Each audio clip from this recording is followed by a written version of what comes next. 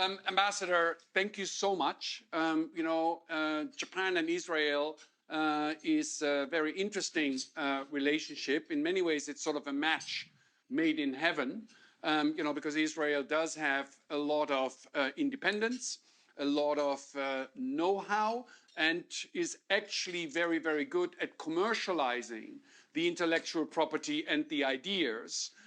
While Japan has a lot of know-how, but sometimes lacks in its ability to sort of commercialize and make economically successful those innovative ideas. So very much looking forward to your remarks.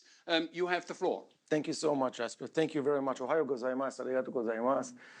Yoroshiku onegaishimasu. Gilad Cohen, Israel H.E. And let's transfer to English. It will be better for me. So it's a great honor and pleasure for me to be here today. And I'm very excited to be here in Japan. I have a presentation. I'm going to run over it very quickly, and I prefer that it will be a dialogue and question and answers. And let's run over it. Just a few data on Israel, general information, established in 1948. You can see the percentage of, we are now almost 10 million. And one of the interesting things to see is the GDP per capita, which is 54,000, more than $54,000 per year, which is kind of nice, in 14th in the world for a small country, which has to cope with challenges, strategic challenges, defense challenges, and so on. If you can see, the trade volume with Japan is around $3 billion. We can do, I think, more, and we are working for more. I'll elaborate more on things that we are trying to do to expand it. Japan and Israel has signed the diplomatic relations, initiated in 15th of May 1952. So we are now celebrating the 70th anniversary of our diplomatic relations and 75 years for the state of Israel. I have to say that along the history, relations were not so good. There was this, because of the dependence of Japan in the energy from the Gulf and from the Arab states, it had surrendered capitalized for the Arab boycott in 1973, and no Japanese products were brought to Israel. So, but then, since then, the Gulf War and the Israelis not responding to Saddam Hussein and others, and Japan decided to enter more to the Middle East to contribute to peace and stability in the Middle East, sending its forces to UN peacekeeping forces in the Golan Heights and others. And I think that, and also to an area, a zone that is called the Peace Park in Jericho between the Palestinians, Jordan, and Israel. And I think one key key factor in our relations was 2011 Fukushima and earthquake and a tsunami in Tohoku area, when Israel sent a delegation, a very big delegation, medical delegation and a field hospital, and stayed on the ground. Didn't, even though we knew that it might be very dangerous because of people didn't know what's happening with the radiation and so on, but the forces of Israel stayed there. And since then, till today, we are continuing to support, to be there in all fields, agriculture and innovation, and bringing high-tech and startups from Israel there, and to work with their startups there in Israel. I think that you can see the late Shinzo Abe and his meeting with Netanyahu. I think they are really in the 2014, 2017, their meetings, they are really key founders of modern relations between Japan and Israel. Many agreements, I'll show it to you later, were signed under them, and relations are flourishing, and many agreements that are being signed and so on. I'll run over it. It's area of changes. We'll talk about it in a minute. Yesterday, people went into shelters in Okinawa because of firing of missiles from North Korea. China has its own statements. Of course, the invasion of Russia to Ukraine, that changed, I think, the perspective around the world, also in Japan. Abraham Accords, and I'll touch upon all these things because it has also implications on our relations with Japan. I'll just run over this one. Yeah, okay, so this is, you can see it's the rise on the Japanese investments in Israel market. You can see today that it's in 2021, it was $3 billion of investment. It started in 2014. Before Abesan came to Israel, it was $200 million investment in Israel. And altogether, it reached over $14 billion of investments. I saw, we went yesterday to the Kalkalist event, and we saw how many investors and businessmen are coming and doing business together. There are over 90 Japanese companies which opened in recent years, offices, R&D offices, innovation laboratories in Israel. And I'll talk in a second about what Israel has to offer and to Japan and what Japan has to offer to Israel. I think this is really a synergy of the relations and complementary of the Israeli high-tech and innovation and the Japanese might, third biggest economy in the world, and production and everything that we can get from Japan. So some of the data, I'll run over it, and some of the companies that are operating in Israel, and just some examples of the innovation and cooperation that we have. And business partnerships that you can see some of the crowd. I think the major Japanese companies are now in Israel, and I hope that there will be, of course, more. You can see business partnership with Mechanica, with just met a seeds company, agricultural seeds company that the CEO is going to Israel to work together. Israel is very, very advanced in agrotech. You know, we have a lot. If you've been to Israel a few weeks ago, you saw how half of Israel is a desert, and we had to go there, and we have to cultivate it, and we have to irrigate it, and we have to, you know, the Israeli cow is #1 in the world in milk production, more than the Dutch cow and the Swiss cow, because of milk production, because of technology. And today there are companies like Netafim, for example, in Japan that are talking about, you know, irrigation. I just went to 3 days ago, I came back from some trips here in Japan, and I saw now it's the time for planting the rice, right. And it's all flooded, and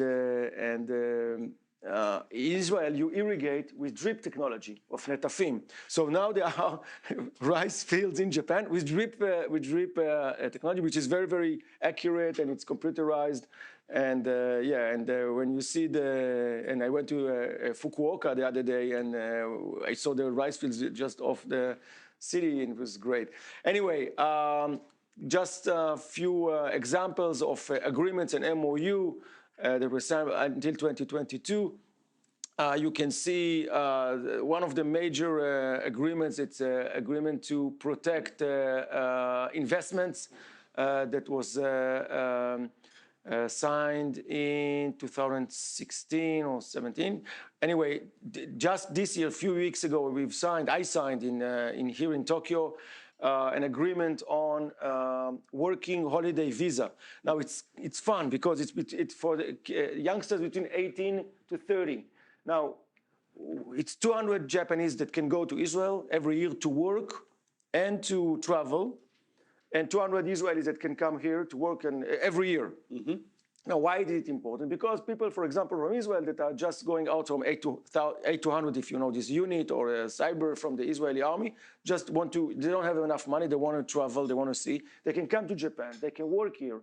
They can start in cyber issues or in high tech or in technology or other issues, work here and disconnect between the two people. Other agreement that we've signed just 2 weeks ago was about telecommunication. And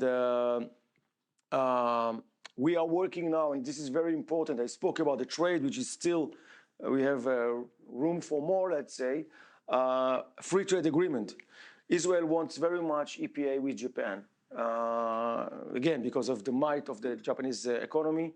And I think it will be good not only for Israel to Israel export to Japan, but also Japanese export to Israel. Why?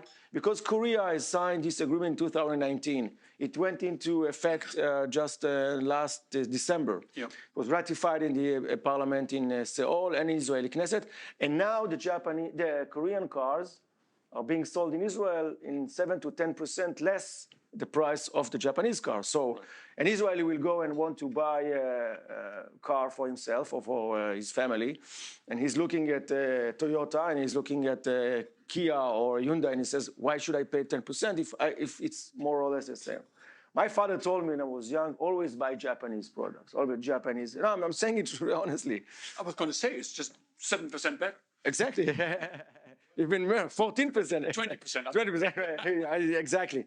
And he was right, I think, because when you buy a Japanese car, you don't go into the engine is good, and you just don't have to go to the garage to fix it. It's just going. But anyway, I think it's good for the Japanese economy. It's good for the Israeli economy. It's good to the regulation because when you have EPA, FTA, this is beyond economy. It's political statement of two countries that work together, two states that work together. And this, I hope that we can have something positive in the coming months or so. We are in the stage of the feasibility study, and I'm running a bit fast. Sometimes my friends from the METI and I said to me, wait a minute, choto mateko desai, and I have to wait. This is the differences, by the way, between Israeli and Japanese. And I have to sometimes breathe and wait, but it's good because the combination, it's good because the combination between Japan and Israel, we are, I want to touch upon it I had the dinner with Sakurada-san, the head CEO of Sompo, a year ago, and I told him, Sakurada-san, why did you come to Israel? He opened a laboratory in Israel, innovation laboratory in Israel. He said to me, listen, because of the sense of urgency that I saw. I said, what sense of urgency? He said, listen, Israel is, I had the opportunity to open our office. We have many offices of Sompo, Sompo, in Australia, in Canada, in Europe, in India. And then I went to Tel Aviv. And I came there and I saw the sense of urgency. And I saw how you don't have time to waste. You take fast decisions. You are very bold. You were the first one to vaccinate your people twice. First in the world. Then you took the children. You established your country after 2,000 years. You were in exile somewhere, and you came back and just took a decision and made it. And I like this. You make mistakes also. But you learn from the mistakes, you correct them, and you try again. And then you fail and try again. This is why we are called the startup nation. This is why we are called the land of innovation. Because people tell me this fits me.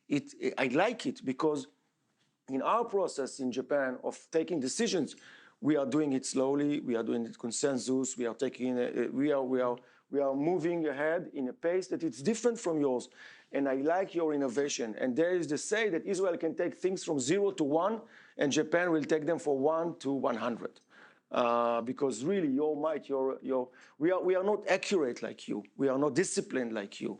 We are challenging our professors. Sometimes you might say in a rude way.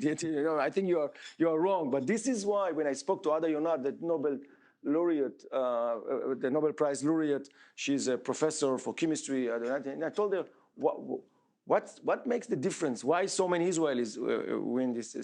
She told me, because my students are telling me, excuse me, professor, I think there is a better way, a better solution, and I'll show you that I can. And this is challenging me.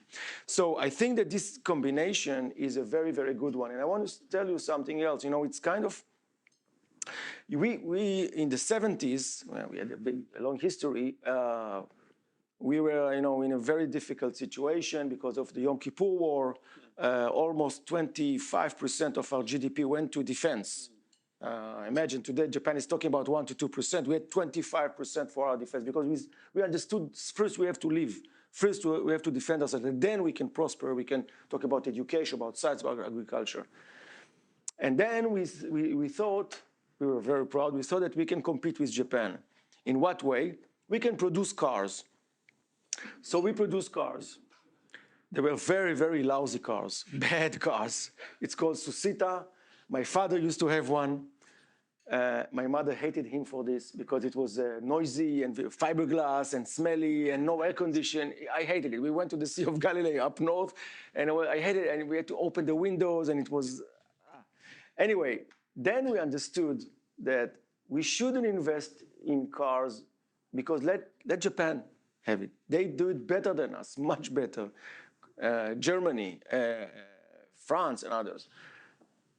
Let's concentrate and let's focus on the brain of the car, on how it works, navigation system, car protecting elements like Mobileye, that you know, Waze and others, these kind of elements. And then the urban legend is saying that the cars were eaten, the Suicida were eaten by camels in the desert, but no more cars anymore for Israel. And I went to Nagoya a few months ago to the mobility fair there, and I met some of the CEOs of Toyota, of Suzuki, and others, and they went to see our booths, a pavilion, about what we can offer, things that this is unimaginable. And then when you combine this kind of might of Japan and the things that Israel lacks, and when you bring the ideas, I think this is the way forward.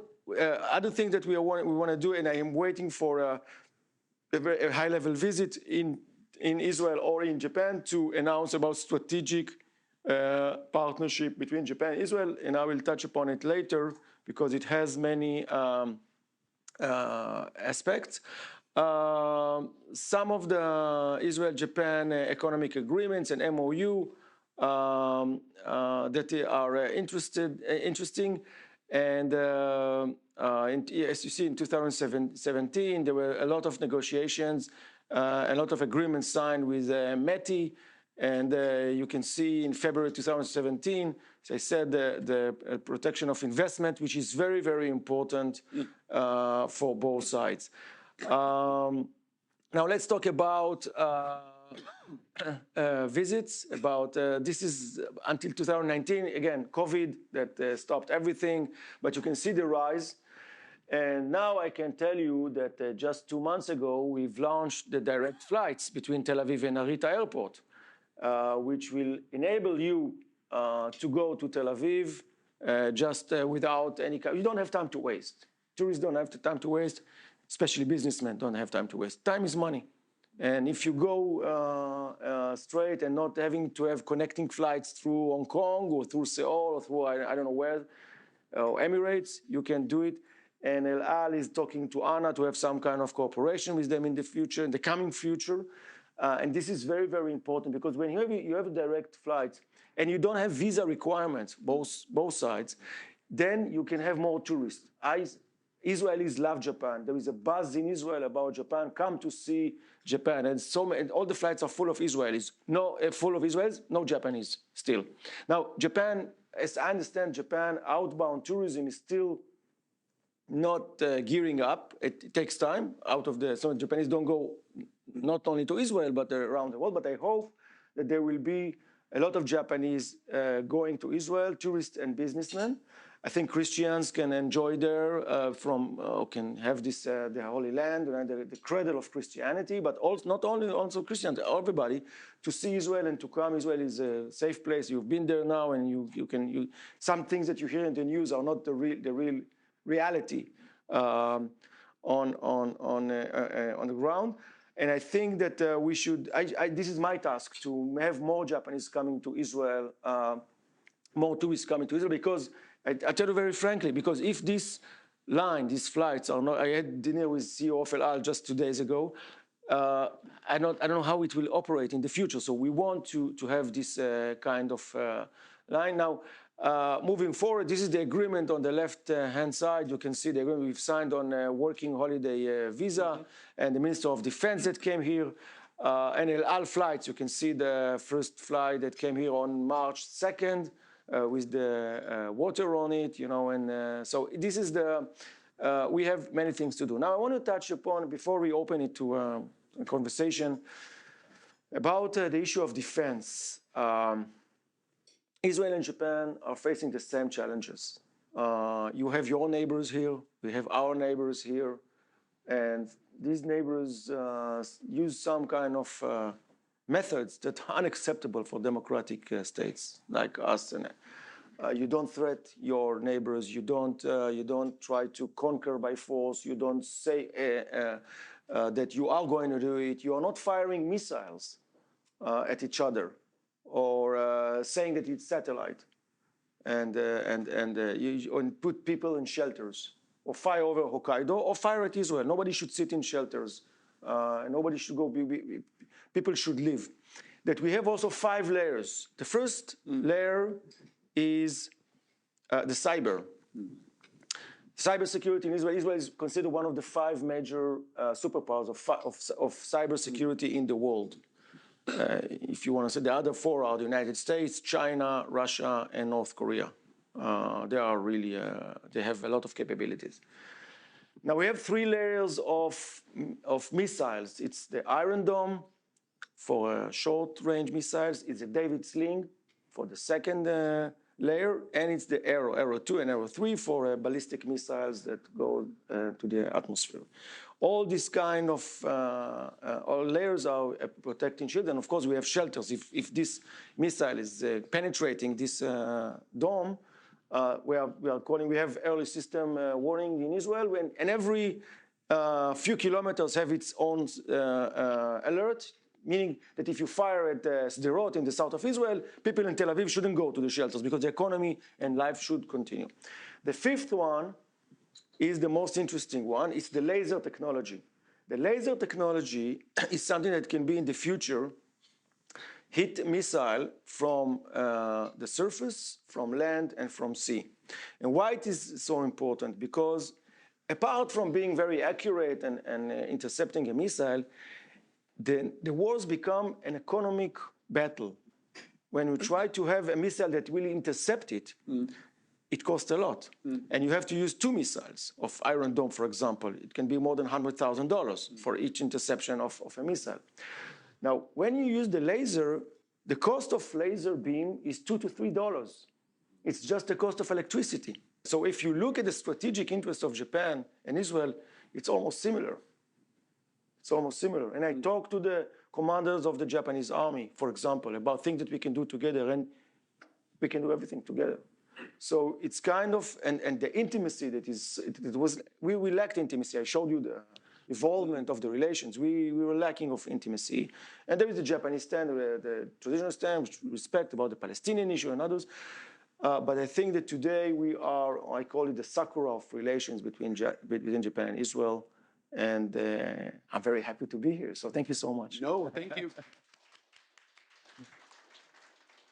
Thank you very much for your forceful and passionate deliberations here. We were just in Israel, and this sense of urgency and this sense of mission. I mean, you and I are both runners. And when you run on what is probably one of the most beautiful beach promenades in the world in Tel Aviv, you know how when you run, you sort of see someone else coming towards you, right? And sort of 100 meters, 50 meters, you sort of figure out, I'm going to go right, he's going to go left, etc., etc. In Tel Aviv, they just keep going. Like you go right straight up to the nose. There's just no movement. So as they say, I think everybody who is in Israel is there for a reason, is there for a purpose. So this sense of urgency, as you pointed out, as your friend from Sompo, Japan, very nicely expressed. The other element is, at least I certainly feel, always a very strong sense of independence, right? That you want to be independent. Talk to me a little bit about sort of what Japan can learn, right? From Israel in terms of Israel's mission and focus of wanting to be independent, particularly in relationships to the United States of America. Right. So. First of all, regarding the United States of America, I think that when the U.S. looks around the world and it's interested, it sees 2 key partners of it in the east side. In the Pacific, it's Japan. It's also South Korea, but Japan, Australia. And in the Middle East, it's Israel. It's, I'd say, a beacon of democracy and an ally of the United States, though we've never asked the U.S. to come to fight for us. or to defend us. We needed them very, very much. And it's thanks to the United States. And every year there's a support of the United States for us after the peace agreement with Egypt in 1978, 79. And also they are there for us. But no American soldier had to be there in order to defend them. And we are saying it, Israel will defend itself by itself. Of course, with the American weapons that we need and we buy it, but and support and the political support that we need at the Security Council. And thanks to the United States, we are thriving, and we went to this GDP per capita, and we went to this point. I think it's thanks to the United States, and we. Well, my best friend here in Tokyo is Rami Emanuel, and we've climbed Mount Fuji together, and we are running together, and he's a dear friend and an American patriot and a proud son of the Jewish people. It's a bit difficult to say because, you know, it's a different story for Japan after World War II and the history of Japan and the constitution of Japan and things that are, it's different. But I think that the steps that Kishida government is taking now are a very bold one and very correct one by showing to the world Japan will defend itself if it needs to defend itself. And we will be willing to protect our land and our way of living as a democracy. So I think by presenting what the Japanese government is doing in the past year, which I think it's amazing, and the G7 that was in Hiroshima, or the statements that came out of it are very, very correct. This is a leadership of Japan. And Japan, I believe, should be a permanent member of the Security Council. Unfortunately, because of other permanent members, I don't know if it will happen, but well, and Germany as well. But anyway, I think that this is the lessons from Israel. This is what we do, and I do not want to. I'm not a consultant of the Japanese government or the Japanese people. They will take their own decisions. But I think when the world sees, and especially the United States and NATO now is opening an office here in Tokyo, and this is again some of the strategic changes that I'm saying. This is something that is very interesting because it shows the world that Japan will defend itself. I think Japan has become the third largest investor for defense in the world after the United States and China. If I take the lessons from Israel, you asked me about lessons from Israel, I think the United States, they look at us in a different way because they see it's like the John Wayne method. When you see someone that shoot you, you shoot first, or you just pull the gun. You protect yourself by yourself. You don't need anybody. You don't take from. But this, by the way, it's one of the reasons why Israel doesn't have a security, a defense pact with the United States. Because when you have a security pact, Japan has it, of course, and Korea has it. Because again, it's a post-World War II, and I do understand it, but we don't. Because we don't want to, if we have to, I'll tell you very honestly, if we need to hit Iran, because their leaders are saying that Israel has been wiped out from the map of the earth, and they're trying to get the means to do it, denying the Holocaust. Now, we've been in this story before. 80 years ago or 90 years ago, there were leaders in Europe that said that Jews don't have the right to exist.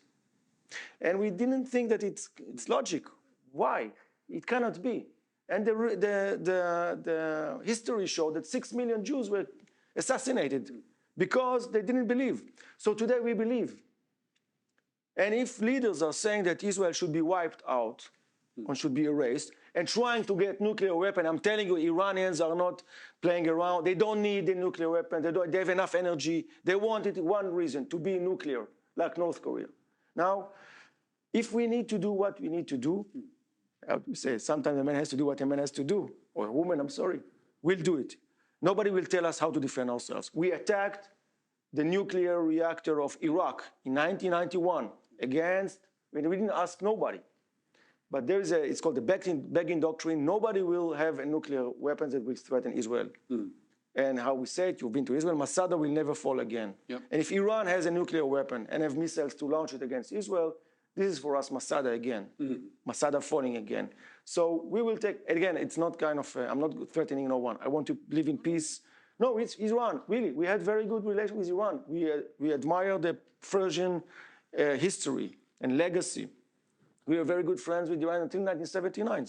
But now, in order for them to rally support from inside that they don't have, so let's attack Israel. I was at the UN, as you said, and I remember the Palestinian ambassador at the UN was so upset with the Iranians because every time the Iranians started to shout and curse and say that Israel should be wiped out and the Holocaust didn't happen, and the Palestinians would say, enough, I don't want to be holier than the Pope, the Iranian. Shut up, it just, it's not helping me. So I'm saying it that this is the reason why we have to take our own decisions. Now, it's different from Japan. Yeah. And I don't want to say because it's a different atmosphere, it's a different history, it's a different relations between the United States and Japan. And I do not want to, but this is how Israel is acting. Yeah. And yeah. It's very interesting. And I think, that was, again, thank you for your frankness and your passion. The one thing that I found very fascinating in going to Israel and sort of exploring a little bit the relationship between the universities and intellectual property creation and the commercialization of that, as well as always, there's dual-use technology, right? It's funny. If you take your iPhone out of your pocket, do you know about the iPhone? You can demonstrate that about 98% of the iPhone is the US defense budget. It wouldn't exist without US defense budget, right? Israel, very clear, right, in terms of the intellectual property that is being created there. Tell us a little bit about sort of what Israel can teach, to the Japanese in terms of doubling defense budget is all very nice and well, but if you only spend it for air conditioning and buying ammunition from the Americans, then nothing good is going to come out of it in terms of potential multipliers. Is there something that Israel can teach? And we have a startup connection between Japan, between Sendai and Israeli companies, because I want my youngsters to be here, to stay here. I don't want them to run to go to Tokyo. I don't want to go to Osaka. I want them to stay here, to develop themselves. And this is why Israel, this is what we think that we can do. Let's work together how to build startup, how to think outside of the box, how to be someone that can develop it by yourself. We can say born in Israel and made in Japan. So I think things that born in Israel can be also born in Japan and produced in Japan with maybe some kickoff of Israel, but this is the things that we can do. Again, you're absolutely right about dual use, things that we can do together. The technology is the high tech in Israel is the engine of the economy. 20 years ago, we used to export oranges. Now, when you have orchard of oranges, it's very nice, but on the same acre, you can have a building that will produce more, and because people will sit there with laptops and things, think about the future. The engine of Israel economy is the high tech, and this high tech can be combined in fintech, agriculture, science, health, education, and defense that I said, the things that we can do together.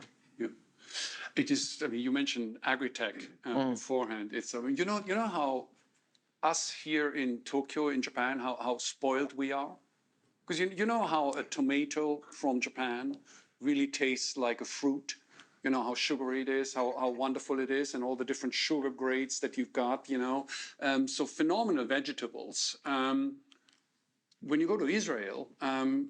Easily ranks as number 2 in the world. Not quite Japan, but the quality of the food, the quality of the vegetables, and that in a land that basically doesn't have any water. Yes. Right? Which is quite amazing. It's wonderful because one of the things, if ever you go to Israel, one of the things they always, you come away, everything is complicated.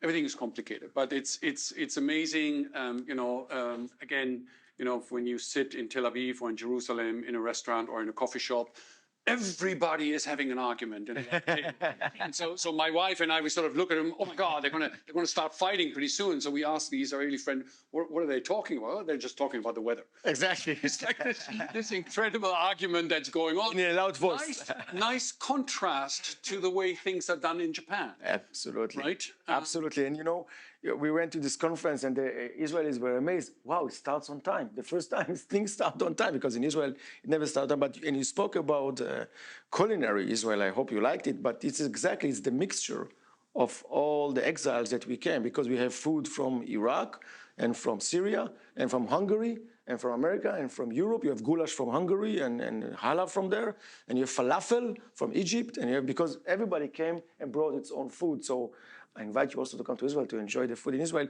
It's almost good as the food in Japan. For me, Japan is... It's more dangerous because the zensai, the entrees, they just keep on coming. And then, when you're done with that, then they come with the main course. So when you go to Israel, you definitely will gain some weight. Now, without further ado, Glenn, please. I'm Glenn Fukushima. I'm a founding member of the Asia Society of Japan. Before I ask my question, I just want to make two quick comments. First comment is I live in Washington, D.C. You'll be glad to know in Washington, D.C., I've had some interesting opportunities to discuss U.S.-Japan-Israeli relations, in part because the Japanese ambassador to Washington, Mr. Tomita, used to be ambassador to Israel. So he's a big friend of Israel. He's a dear friend of mine. So many opportunities to talk about the three countries. The other is that Ken Weinstein, who almost became ambassador to Japan, is a good friend of Israel, and he also is very active in talking about the three countries in Washington. My second quick comment, stimulated by Jesper's question about independence, is when I became president of Airbus Japan in 2005, the then president of Airbus headquarters, Noel Fouchard, said to me, our company has been successful in every country in the world except two, Israel and Japan.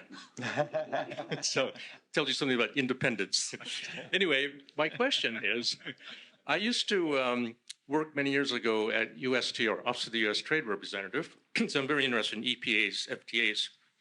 And I noticed on your chart, and also in a press release last November, that Israel and Japan are starting discussions about the possibility of an economic partnership agreement.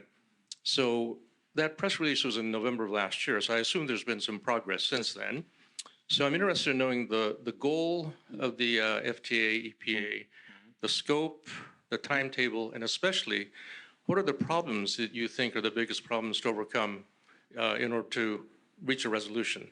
In the case of Japan and Singapore, it was goldfish, but with Israel and Japan, I'm curious what the barriers are. Right. Thank you very much. Shall I answer now? Or? Yeah. Okay. First of all, Japan, Israel,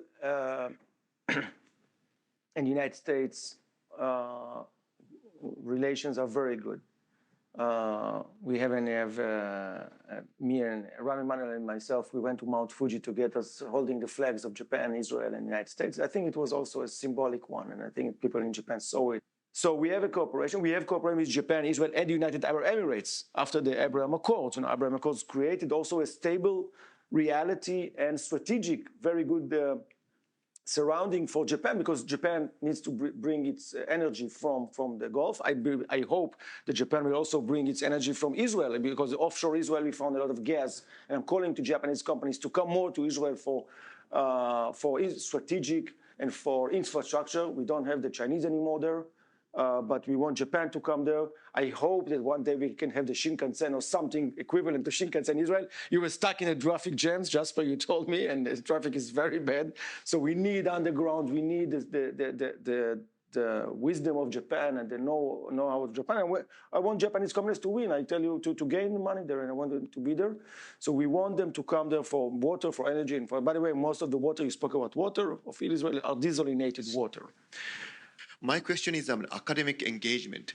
From your perspective, what kind of program will be effective between two countries if they have a partnership in terms of research collaboration? Is that startup or applied science? Do you have any specific academic field to recommend to Japanese universities? Thank you. Everything is on the table. Thank you for your question. Everything is on the table. It can be archaeology. By the way, the archaeologists coming from Japan to excavate in Israel. I think high-tech sector is very, very important. And all the tech things, so it can be agro-tech with the Volcanic Institute in Israel. It can be health tech, cyber security. think cyber is very, very important. Now, I want to tell you something about cyber in Israel, why Israel is very advanced on cyber. Because we broke the walls. What do I mean by broke the walls? I don't know if you've been to Be'er Sheva. There is the cyber, Be'er Sheva in the south of Israel, this is the cyber campus of Be'er Sheva. So years ago, we decided to break the walls and to transfer them into curtains when it comes to combining the government on cyber, the military, the army, which has its own capabilities, the private sector, and the academy at the Ben-Gurion University. When you bring all of them, they sit in the same campus with curtains, or not really curtains, but talking to each other, learning from each other.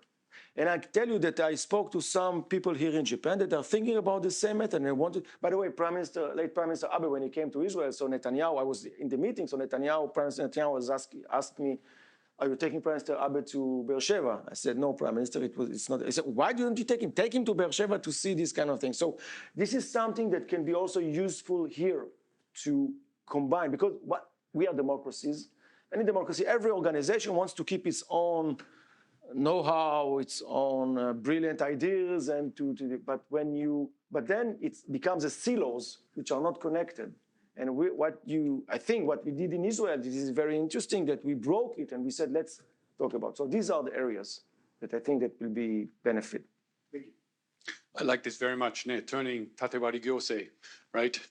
Breaking down the walls and turning them into maybe not curtains, maybe little shoji. Yes, shoji. Yeah. Good. Good. I don't know if I should ask you a serious question or not serious question, so I would probably start with a non-serious one. One of the most popular shows on Netflix is called The Diplomat. Did you watch it? Yes. Did you like it, and why? That's a good question. Ram Emanuel told me that people ask him, can it be true when you with your wife and whatever? First of all, my wife does tell me what to do. That's, what is these things. I'm not always following. I liked it very much. It's a bit of science fiction. It doesn't happen. You don't talk to someone and skip to your SP and going to meet someone. It doesn't happen in real life. But it's a good story. It's a good story. It's an interesting one. I hope that there will be a second episode. There will be? By the way, I watched very much and I liked it very much. If you watch Netflix, the TV series on the sumo. There is a new one. It's Sanctuary. I like very much sumo. Just last Sunday, I went to Tokyo to present for them a shofar. Shofar, I don't know if you know what it is. It's the horn. It's a very Jewish and traditional instrument of you're blowing it to open the skies. It's the horn of the deer that Abraham, he had to sacrifice his son Isaac for God, and then the angel told him, "Don't do it and take the deer instead." And the horn is symbolizing. So I gave the Yokozuna Terano Fuji. I gave him the horn as a present of the state of Israel for me to stand on the doyo. Whoa, it is something great. And by the way, Sunday I'm going to this cutting of the hair of some sumo wrestler that is ending his term. I'm becoming a Japanese. You're becoming. You couldn't attend my cutting of the hair. That wouldn't work very well. Carrying the mikoshi on the kanda matsuri. But anyway, there are some things in this TV series that are right. Which one? The staff around you that tells you, you have to get, as ambassador, you have to get so many things to do, what to wear, where to go. I always tell Ido, they are the real bosses of mine. We went yesterday to a meeting, so he prepared the talking points. And when I skipped the talking points, I said, you have to tell this, and I said it, So you think you are the boss, but you are, well. But anyway, I think the connection with the security services also is interesting. And I think the most interesting thing for a diplomat, which I'm recommending to young diplomats, is the accessibility. She was very successful ambassador, but because she had an access to the foreign minister and the prime minister. Well, maybe with the foreign minister, it went into a different ways, but it happens maybe. But the access is so important. And when she has an access to Washington, to DC, This is very important when she can speak to the Secretary of State, the President, or the. So then, if the Japanese understand that if they talk to me as ambassador of Israel and I can deliver, they'll be fine with me. They will come to me, they will sit with me, they will come to dinner with me. I wouldn't tell you leadership of Japan that came to private dinners in my house, but it's important when you have access. And one thing that you should always remember as a diplomat, if you show that you care, and you told me that I'm passionate, but I'm like that because I care. I care about my country. I work for my government, my homeland, but I care for Japan. And when you always focus on Japan interests and Israel interests and merge them together, you will get an access here, you will get an access in Israel, and you become a player. Because there are many ambassadors that are not real players. Because of themselves, because of their personality, because they don't dare sometimes, because the leadership on the other side say, okay, if I want to talk, I'll talk directly to the Prime Minister. And of course, in the modern diplomatic relations, the Prime Minister of Japan can pick up the phone and talk to the Prime Minister of Israel. But if they know that I'm, let's say, good ambassador or someone that has an access or someone that can deliver for them, and for example, I'm very proud of the direct flights. Direct flights from Japan to Israel is my job, right? I went to see, again, she was sitting and she said to my wife, he's so stubborn, your husband, but yes, it is so important. And I think that the people in Japan, they saw it and they understand it. This is important for the Japanese to have it. So if you can be a player, you'll be respectable. So this is my take on this. But there are other things I'll talk to you about in private about this. Ambassador, thank you so much. I think it's been exemplary. We can feel your passion, for Israel. We can feel your passion for Japan, and we can feel your passion for humankind. Thank you. It's very rare. What you just mentioned in response to Glenn's question was the strongest plea for globalization that I've heard in a long, long time. And it was very, very refreshing because it is indeed, the complementarity and the exchange of goods, the exchange of people that does actually create prosperity for everybody. It is a win-win. And, unfortunately, we live in a world that is often now too much focused on self-sufficiency. And as a result of that, there is actually a decline in prosperity. But that's something that maybe we can discuss over a glass of sake. I want to thank everybody.